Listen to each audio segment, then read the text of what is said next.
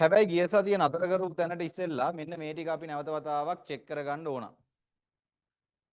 ටක් ගාලා මම අඳින කාණ්ඩ ටික. හරිද? මම අඳින කාණ්ඩ ටික ඔයාලට අඳුර ගන්න පුළුවන්ද කියලා චෙක් කරලා බලමු. හරි. ඉස්සෙල්ලා මට පොඩ්ඩක් කියන්න සක්‍රියතාවය කාබනික සංයෝගවල සක්‍රියතාවය වැඩි එකේ ඉඳන් අඩු එකකට එනකම් අපි පිළිවෙලට කියාගෙන යමු. වැඩිම කාගෙද තියෙන්නේ? කාබොක්සිලික් ආම්ල. ඊට පස්සේ එස්ටර. ඊට පස්සේ අම්ල හෙලයිඩ. ඊට පස්සේ ඇමයිඩ. ඊට පස්සේ නයිට්‍රයිල. ඊට පස්සේ ඇල්ඩිහයිඩ. ඊට පස්සේ කීටෝන. ඊට පස්සේ ඇල්කොහොල. ඊට පස්සේ ඇමයින. ඊට පස්සේ ඇල්කයින. ඊට පස්සේ ඇල්කීන. ඊට පස්සේ ඇල්කේන. පහලින් ඉඳන් උඩට ඇල්කේන, ඇල්කීන, ඇල්කයින, ඇමයින, ඇල්කොහොල, ඊට පස්සේ ඇල්ඩිහයිඩ්, කීටෝන, ඇල්ඩිහයිඩ, ඊට පස්සේ නයිට්‍රයිල, ඇමයිඩ, අම්ල හෙලයිඩ, එස්ටර, හරි. එහෙනම් මෙන්න මේ අඳින ඒවා ඔයාලා මොනවද කියලා කියන්නේ?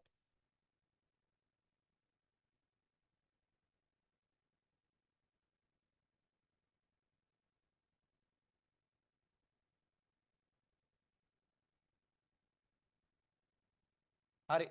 ඔයාලත් මේ කටුවට කොලයක් අරගෙන මේවා ටික ලියා ගන්න. අත හුරු වෙන්න ඕන මේවට.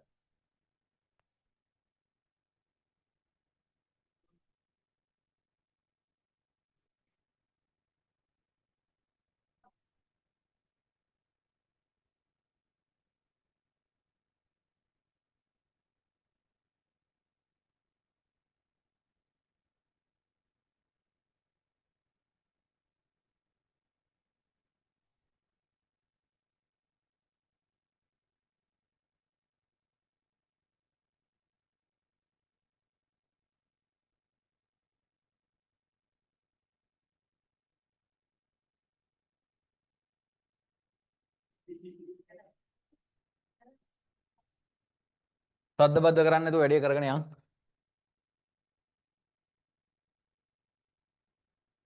මේක එච්චරටම වැදගත් මේ හරිය. මොකද මේවා අඳුර ගන්න බැරුව ගියාපුවාම කට්ටිය එන ජොලියට ඕගනික් පරිවර්තන ගිය යනවා.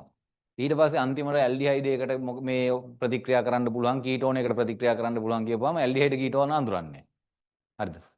එන ජොලියට පරිවර්තන ලියන්න පුළුවන්. හරිද? හැබැයි වැඩක් නැහැ වෙන්නේ මොකද්ද කියලා තේරෙන්නේ නැහැ. ඇල්ඩිහයිඩයක් හැදෙනවා කියපුවම කරකි ඉන්නවා. හරි.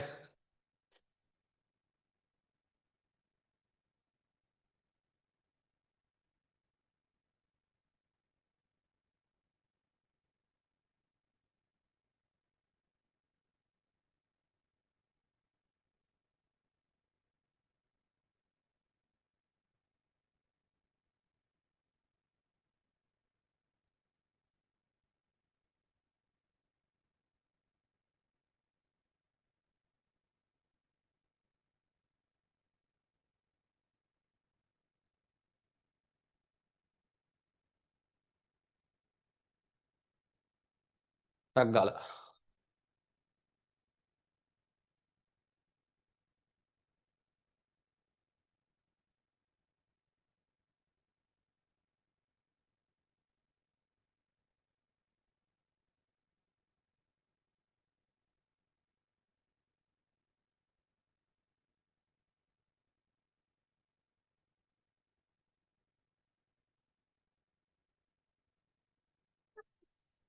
ඇඳගෙන ලියන්න.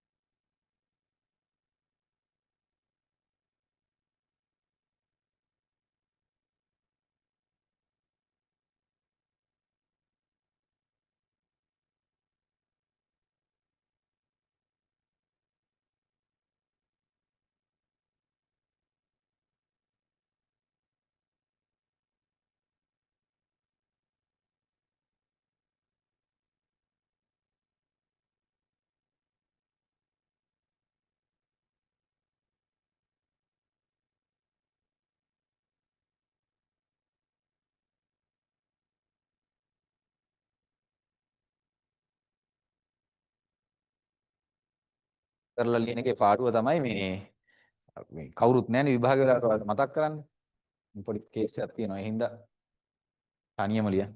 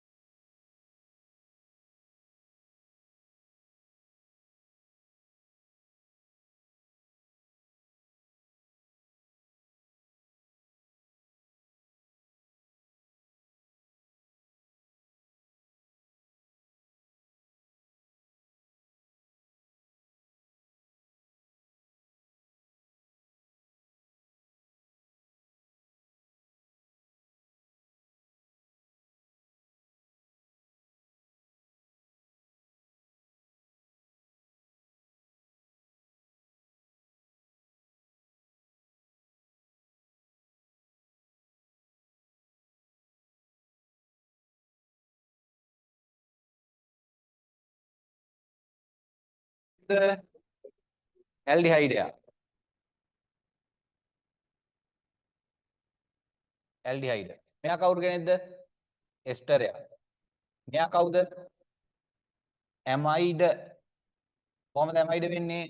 කාබන් ද්විත්ව බන්ධන ඔක්සිජන් එකට බැඳිච්ච නයිට්‍රජන් ඇමයිඩ පටල ගන්න එපා. මේක එහා පැත්තේ යන තමන් ඇමිනයක් නේ. මේන් ඇමිනයක් මේ. NH කාණ්ඩය බැඳිච්ච එක්කෙනා ඒ කාබන්ට කවුරුත් ඔක්සිජන් නැහැ. මේ කවුරු ඊට පස්සේ මේ කවුරු කෙනෙක්ද? ඇල්ඩිහයිඩයක්. 4යි 1යි 2ම 1යි නේද? හරිද? එහෙනම් මෙයත් ඇල්ඩිහයිඩ. මම සිංහලෙනුත් ලියන්නම්. ඇල්ඩිහයිඩ. මෙයා කවුද? අම්ල හේලයිඩ. අම්ල හේලයිඩ. මෙයා කවුරු කෙනෙක්ද? ඇමීන.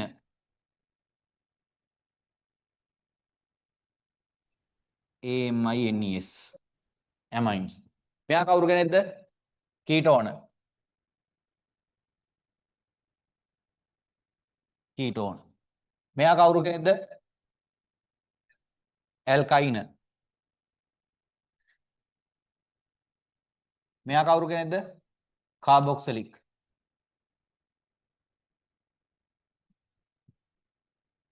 කාබොක්සිලික් අම්ල.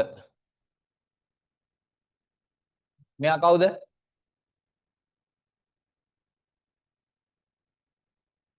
මෙයා කවුද කෙනෙක්ද? නයිට්‍රයිල. මෙයා කවුරු කෙනෙක්ද? ඇල්කීන්. හරි. කාට අඳුර ගන්න පුළුවන්? පොඩ්ඩක් මතක් කරගමු. ඊය සතිය ඉක්මනට මතක් කරගන්න එක තමයි අපිට වැදගත් වෙන්නේ.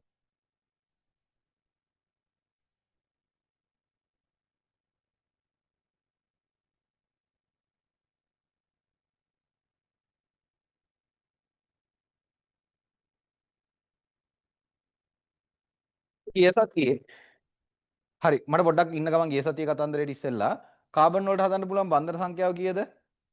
4යි. කාබන් වලට ඇයි බන්ධන එකිනෙකට වෙනස් ඒවා ගොඩාක් හදන්න පුළුවන්? කාබන් කාබන් අතර ඒක බන්ධන ද්විත්ව බන්ධන ත්‍රිත්ව බන්ධන හැදෙන්න පුළුවන්.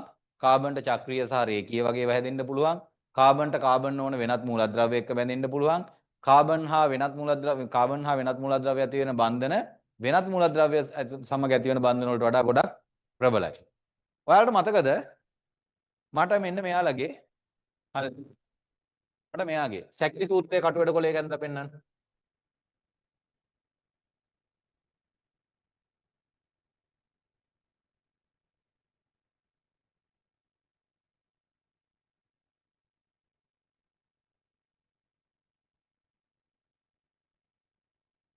එයාලගේ සැකිලි සූත්‍රය ඇඳලා පෙන්නන්න.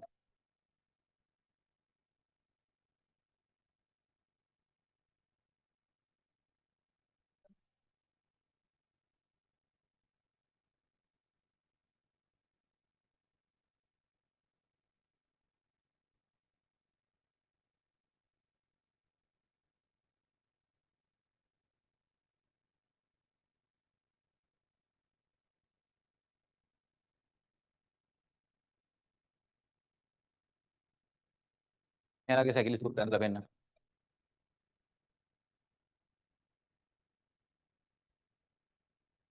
අර ඉරි ඉරිය වඳින්නේ මතකද කාබන් හයිඩ් සැකිලි සූත්‍රය.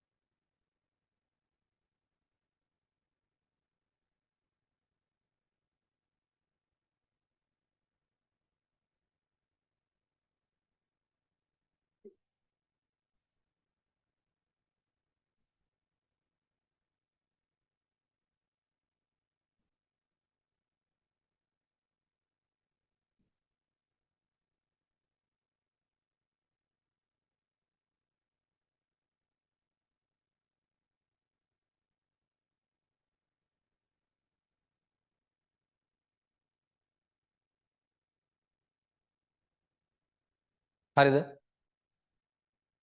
සැකිලි සූත්‍රය අඳිනකොට මොකද කරන්නේ අපි? කාබන් හයිඩ්‍රජන් නිරූපණය කරන්නේ නැහැ. මෙන්න මේ වගේ එකනේ නේද අඳින්නේ. මේ මුල්ලේ කාබන් කෙනෙක් ඉන්නවා, මේ මුල්ලේ කාබන් කෙනෙක් ඉන්නවා, මේ මුල්ලේ කාබන් කෙනෙක් ඉන්නවා, මේ මුල්ලේ කාබන් කෙනෙක් ඉන්නවා.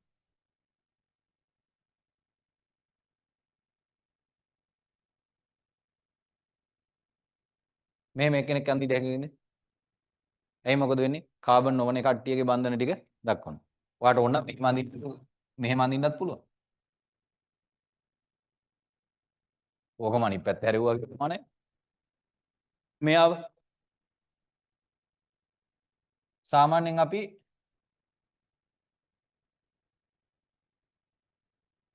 මේ ත්‍රිකෝණ එන විදිහට තමයි අඳින්නේ. ඔක්සිජන් බැඳිච්ච හයිඩ්‍රජන් නිරූපණය කරනවා. ඕකම අනිත් පැත්තට අදන්න පුළුවන්. මෙහෙම ආවා මෙහෙම ආවා. රික්ත බන්ධන ඔක්සිජන් එකයි OH එකයි. හරිද? මොකද්ද වෙන්නේ? මේ බලන්න. සැකිලි සූත්‍රය අඳිනකොට කාබන් අඳින්නේ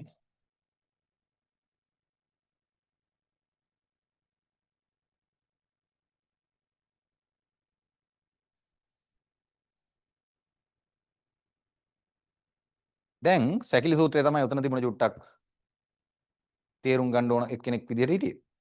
අපි කාබන් සංයෝග කාබනික සංයෝග හඳුනාගත් ආකාරය. එහෙම නැත්නම් කාබනික සංයෝග වල හයිඩ්‍රෝකාබන කියන කට්ටියව කොටස් දෙකකට වෙන් කරගත්තා. හරිද? හයිඩ්‍රෝකාබන කියන කට්ටියව කොටස් දෙකකට වෙන් කරගන්නකොට ළමයි. හරිද? කොහොමද බෙදාගත්තේ? ඇරෝමැටික කියලා කට්ටියක් බෙදාගත්තා. ඇලිෆැටික කියලා කට්ටියක් බෙදාගත්තා. ඇරෝමැටික වෙන්න නම් මොකද වෙන්න ඕන? අපි ගාව හරිද? චක්‍රයක් තියෙන්න ඕන. චක්‍රයේ බන්ධනයක් හැර බන්ධනයක් ද්විත්ව බන්ධන වෙන්න ඕන. අපිට තියෙන එකම ඇරෝමැටික සංයෝගය තමයි කවුද? බෙන්සීන්. මොකද වෙන්නේ බෙන්සීන් වල අපිට මේ දෙආකාරයෙන්ම ලියන්න පුළුවන්. මේකට කියනවා බෙන්සීන්ගේ කෙකුලේ ව්‍යුහය කියලා. බන්ධනයක් හැර බන්ධනයක් තමයි තියෙන්නේ. හරිද? ද්විත්ව බන්ධනයක් ඒක බන්ධනයක්. ද්විත්ව බන්ධනයක් ඒක බන්ධනයක්. ද්විත්ව බන්ධනයක් ඒක බන්ධනයක්. මෙන්න මේ ආකාරයට අඳින ව්‍යුහ වලට අපි කියනවා මේ ව්‍යුහයට කියනවා මොනවා කියලාද? බෙන්සීන්. එයා ඇරෝමැටික සංයෝගයක්. ඇලිෆැටික කියන්නේ මොනවාද? මේ ද්විත්ව බන්ධනයක් හැර ඒක බන්ධනයක් තියෙන කතාව නැති කට්ටිය. ඒක තෘප්ත කරන්නේ නැති කට්ටිය ඒ අවශ්‍යතාවය. ඒ කියන්නේ බන්ධනයක් හැර බන්ධනයක් ද්විත්ව බන්ධන තියෙනවා කියන සංකල්පය නැති කට්ටිය. දැන් ඔය කියපු කතාවට මේ වගේ එක්කෙනෙක් ගමු. හරිද? මේ වගේ එක්කෙනෙක් ද්විත්ව බන්ධනයක් ඒක බන්ධනයක් හරිද? එවද. ද්විත්ව බන්ධනයක් ඒක බන්ධනයක් ඒක බන්ධනයක් ද්විත්ව බන්ධනයක්. මේකයි තියනවාද? නෑ. ද්විත්ව බන්ධනයක් ඒක බන්ධනයක් ඒක බන්ධනයක් ද්විත්ව බන්ධනයක් ඒක බන්ධනයක් ද්විත්ව බන්ධනයක් තියෙනවනේ. එහෙනම් මේක ඇරෝමැටික නෙමෙයි. හරි.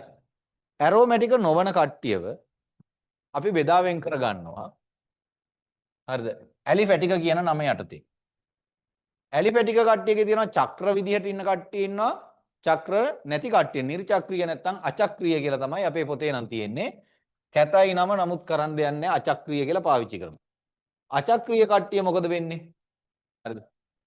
අචක්‍රීය කට්ටිය කීයක් ඉන්නවද? ಜಾති 3ක් ඉන්නවා. හරිද? ඇලිෆැටික.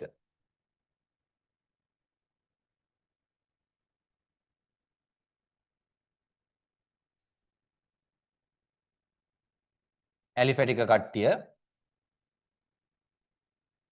කොටස් දෙකකට බෙදනවා අපි. අචක්‍රීය ඒවට කියනවා ඒසයික්ලික් කියලා. චක්‍රීය කියලා කට්ටියක් ඉන්නවා. සක්‍රීය.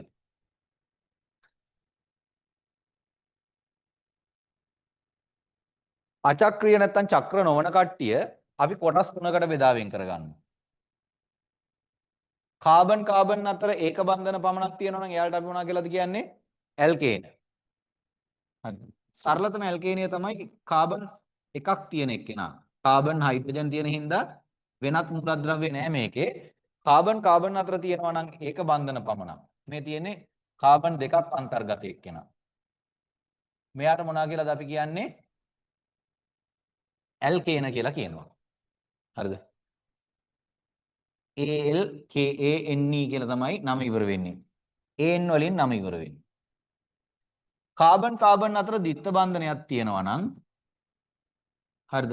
මේ අඳින්නේ මං සරලතම ඉන්න පුළුවන් එක්කෙනා. එයාට මොනවා කියලාද කියන්නේ? ඔයාලා දැන් දන්නවා ඇල්කීනයක් කියලා. හරිද? ALKENE. කාබන් අතර ත්‍රිත්ව බන්ධනයක් තියෙනවා නම් එයාට මොනවා කියලාද කියන්නේ? ඇල්කයිනයක් කියලා. ALKYNE. එතකොට චක්‍රීය සෙට් එකේ මම මෙතන ඉඩ චුට්ටක් හදලා උඩට ගන්නම්. චක්‍රීය ඇලිපැටික කට්ටිය චක්‍රීය ඇල්කේන මෙහෙම කට්ටියක් මේ සැකිලි ව්‍යුහයෙන් දෙන්නේ. සැකිලි ව්‍යුහය නම් මොකද වෙන්නේ? මේ හැම මුල්ලකම කවුද ඉන්නේ? කාබන්. බන්ධන දෙකයි. කාබන්ට බන්ධන කීයක් තියෙන්න ඕනද? 4යි. මදිපාඩුවට එන හයිඩ්‍රජන් කීය ගානේ තියෙනවද හැම මුල්ලකම? 2 බැගින් තියෙනවා. හරිද? චක්‍රීය ඇල්කේන චක්‍රීය ඇල්කීනයක් තියෙනවා. හරිද? මෙයාට සයික්ලෝ කියලා නමක් එනවා ඉස්සරහට. සයික්ලෝ ඇල්කේන්. මෙයා සයික්ලෝ ඇල්කීන් මේ නම ඊන් වලින් ඉවර වෙන්නේ ඒන් වලින් ඉවර වෙන්නේ මෙයා. ඊළඟ එක්කෙනා තමයි සයික්ලෝ චක්‍රීය ඇල්කයින. චක්‍රීය ඇල්කයින. හරි නේද? කතන්දරේ එතකොට හයිඩ්‍රෝකාබන වෙන් කරගන්න පුළුවන්. එහෙනම් හයිඩ්‍රෝකාබන අපි ප්‍රධාන ආකාර දෙකකට බෙදා ගන්නවා මොනවාද? ඇරෝමැටික, ඇලිෆැටික. හරිද? ඇරෝමැටික කියන්නේ ඇවිල්ලා චක්‍රීය වලල්ලක් බන්ධනයක් හැර බන්ධනයක් ditth බන්ධන තියෙනවා. අපිට තියෙන එකම එක්කෙනා කවුද? බෙන්සීන්. බෙන්සීන් යන්දින්නේ මේ කෙකුලේ ව්‍යුහය. එහෙමත් නැත්නම් බෙන්සීන්ගේ තවත් ව්‍යුහයක් ඇඳලා පෙන්නනවා සංප්‍රයුක්ත මුහුම. මේක තමයි අපි පිළිගන්නේ මැද බිඳුවක් ඇඳලා. හරිද? එතකොට මොකද වෙන්නේ? චක්‍රීය නොවන කට්ටියට හරිද? sorry ඇරෝමැටික නොවන කට්ටිය ඇරෝමැටික කියලා. ඇරෝමැටික නොවන කට්ටිය ඇලිෆැටික කියලා එනවා. ඇලිෆැටික කට්ටිය අපි චක්‍රීය නොවන විදිහට ආකාර තුනකට බෙදා ගන්නවා. දෙකකට බෙදා ගන්නවා. චක්‍රීය කට්ටියව ඇල්කේන, ඇල්කීන, ඇල්කයින කියලා චක්‍රීය නොවන කට්ටියත් ඇල්කීන, ඇල්කීන, ඇල්කයින කියලා කොටස් තුනකට බෙදා ගන්නවා. තේරුණානේ කතාව? හරි. දැන් ඊළඟ කතාවට අපි එනවා. අපි ගිය සතියේ සාකච්ඡා කරමින් හිටියා මොනවාද මේ ඇල්කිල් කාණ්ඩ කියලා කොටසක් ගැන. හරිද? මේ අද අපි මේ දැන් අපි කතා කරමින් යන්නේ ඊටාම වැදගත් දේවල් ටික. කාබනික රසායනයේ නැත්නම් ඕගනික් කෙමිස්ට්‍රි වල තියෙන ඊටාම වැදගත් දේවල් ටික. මොකද මේවා තමයි අර බේත් බඩු ටික නැත්නම් ටූල්ස් ටික. මේ ටූල්ස් ටික දන්නවා නම් විතරයි අපි කියන කතන්දර තේරෙන්නේ. හරිද? අපි පැහැදිලි කිරීම කරනකොට ඒව නිකන් මේකට අදාළ කරන භාෂාව වගේ දෙයක් කියලා හිතා ගන්නකො. මූලිකම දේවල් ටික. එතකොට මේ මූලිකම දේවල් අපි නොදැන හිටියොත් එහෙම සිදු කරන පැහැදිලි කිරීම තේරෙන්නේ නැතුව යනවා. එතකොට මම මේ අවුරුද්දේ ටියුට් එක පෙළගස්සලා තියෙන්නේ. හරිද? අද ටියුට් එක මම දාලා තියෙනවා පිටු අංක 32 වෙනකම්. හරිද? පිටු අංක 32 වෙනකම් ටියුට් එක අද දවසට වෙනකොට දීලා තියෙනවා. සාමාන්‍යයෙන් පිටු 100ක් විතර එයි ඉවර වෙනකොට. හරිද? මේ දීලා තියෙන්නේ ප්‍රතික්‍රියා හඳුන්වා දීම ඊට පස්සේ සම්පත් පොතෙන් රෙකමන්ඩ් කරලා නැත්නම් සිලබස් එකෙන් රෙකමන්ඩ් කරලා තියෙන සියලුම MCQ ප්‍රශ්න වලට අදාළ කරන දත්තයන් ටිකත් අන්තර්ගත කරලා. හරිද? ඕනනම් මේ ටියුට් සීරීස් එක බලලා ඉවරලා ඔයාලට බලා ගන්න පුළුවන් වෙනවා. සම්පත් පොතේ අර කියෝලා ඉවරලා ඔයාලා හොයා ගන්න ඕන කරන සියුම්ම තැන් ටික ඉඳන්ම මේකට අන්තර්ගත කරලා හදලා තියෙන්නේ. ඒකම පාස් පේපර්ස් වල. හරිද? පාස් පේපර්ස් වල ආපු MCQ ප්‍රශ්න, රචනා ප්‍රශ්න සුදුසු තැන් වලට අන්තර්ගත කරලා ඉවරලා දීලා තියෙනවා. හරිද? එතකොට මේ ටියුට් සීරීස් එක අපි කම්ප්ලීට් කරපුවාම ඕගනික් කෙමිස්ට්‍රි වල තියෙන තියරි සම්බන්ධව තියෙන ගැටලු සියල්ලම අවසන් වෙනවා. MCQ සම්බන්ධව තියෙන ගැටලු සියල්ලමත් අවසන් වෙනවා. හරිද? හැබැයි පරිවර්තනය කිරීම සඳහා පරිවර්තන ටියුට් සීරීස් එකක් අපි වෙනම කරනවා. හරිද? පරිවර්තනය කරනවා කියන එක ඒක පොඩි IQ පාර්ට් එකකින් යන කතන්දරයක්. මීටර් මෝටර් සාමාන්‍ය මීටරින් ගේම ගහන්න ඕන එකක්. මීටරින් ගේම ගහ ගන්න බැරිව ගියොත් එහෙම මෝටරේ දාලා ඉවරලා වැඩේ කරගන්න වෙනවා. ඒ කියන්නේ ලියලා ඇඟට කවද්ද ගන්න වෙනවා. එහෙම නොකරුවොත් එහෙම එතන ලොකු ප්‍රශ්නයක් ඇති වෙනවා. මොකද කාබනික රසායනය කියන්නේ රචනා ප්‍රශ්නයක්, ව්‍යුහගත ප්‍රශ්නයක්, MCQ 10ක් හෝ 11ක් අතර දෝලණය වෙන තැන. ආසන්න වශයෙන් ලකුණු 22.5ක් 23.5ක් විතර තියෙන කොටසක්. එතකොට මේ පටන් ගත්ත පටන් ගැනීම එක දිගටම කරගෙන යන්න ඕන. සාමාන්‍යයෙන් ඕගනික් උගන්වන්න පුළුවන් ක්‍රම දෙකක් තියෙනවා. එකක් තමයි ඔයාට සතුටු හිතිලා ඉවරලා අවසානයේදී ලකුණු ගන්න බැරි වෙන විදිහ. හරිද? කරනකම් ඔයාලට සතුටුයි. පරිවර්තන කරනවා, ගෙදර එනවා, නේද? පන්තියට එනවා, පරිවර්තන ලියනවා කියලා ලියනවා, ගෙදර යනවා. ඔහොම මාස 3ම සතුටෙන් යන්න පුළුවන්. අනිත් එක තමයි ලකුණු 22.5ම සම්පූර්ණයෙන්ම ගන්න පුළුවන් විදිහට උගන්වන එක. හරිද? අර සතුටු හිතෙන විදිහට ඉගෙන ගත්තාම සාමාන්‍ය ලකුණු 14ක් 15ක් විතර ගන්න පුළුවන්. දැන් මේ මන් තෝරගෙන තියෙන්නේ සතුටු හිතෙන ක්‍රමයෙන් නෙමේ පොඩ්ඩක් ගේමක් ගහලා ඉවර වෙලා අල්ලගෙන ඉඳලා ඉවරලා මේක තේරුම් ගන්න ඕනේ. හරිද? ඒ කියන්නේ ආයාසයෙන් මේක ඉවරලා අහගන්න වෙනවා. හරිද? මේකේ කරුණු ගොඩක් තියෙනවා. හරිද? සමහර දැන් අපිට හිතමුකෝ ඕගනික් සමහර නෝට් තියෙනවා. හරිද? පිටු 10ක් 15ක් යනකොට නෝට් එක ඉවරයි. අර පරිවර්තනේ මේ පරිවර්තනේ මේ පරිවර්තනේ මේ පරිවර්තනේ. හැබැයි ඒක වෙන්නේ කොහොමද කියන කතන්දරේ සම්පත් පොත්වල නිර්දේශ කරලා තියෙන MCQ ප්‍රශ්න අහන්න පුළුවන් තැන් ටික ගැන ටච් වෙන දේවල් නෑ. ඒ නිසා මේ සැරේ මම තීරණය කෙරුවා ඔයාලට දෙන ඕගනික් ටියුට් එක හරිද? සාමාන්‍යයෙන් තියරි සම්බන්ධව සම්පූර්ණයෙන්ම පිටු ආසන්න වශයෙන් 100 පණීවි. හරි. ටියුට් එක සීරීස් එකකට දෙන්නේ. මේ වගේ කැලි ටිකක් දෙනවා. අන්තිමට අපි එකතු කරලා ඉවරලා ලොකු පොතක් හදාගමු. නැත්නම් කැලි ටික කොහොමම තියාගමු. හැබැයි මොකද වෙන්නේ? මේක සම්පූර්ණයෙන්ම අධ්‍යයනය කරන්න ඕන. මේක ඇතුලේ තියෙනවා දැන් දෙවෙනි දවසට දාපු ටියුට් එක ඕනනම් අරගෙන බැලුවොත් එහෙම දෙවෙනි දවසට දුන්න ටියුට් එකේ තියෙනවා පාස් පේපර්ස් ප්‍රශ්න දාලා තියෙන සාමාන්‍ය පාස් පේපර්ස් ප්‍රශ්න මම 2015ට එනකම් විතරයි. එතනින් එහාට දාන්නත් පුළුවන්. නමුත් මම හිතාගෙන ඉන්නවා අදිෂ්ඨානයක් විදිහට 2015ට උඩ පාස් පේපර්ස් ප්‍රශ්න පන්ති ඇතුලේ සාකච්ඡා කරන්නේ නැහැ කියලා.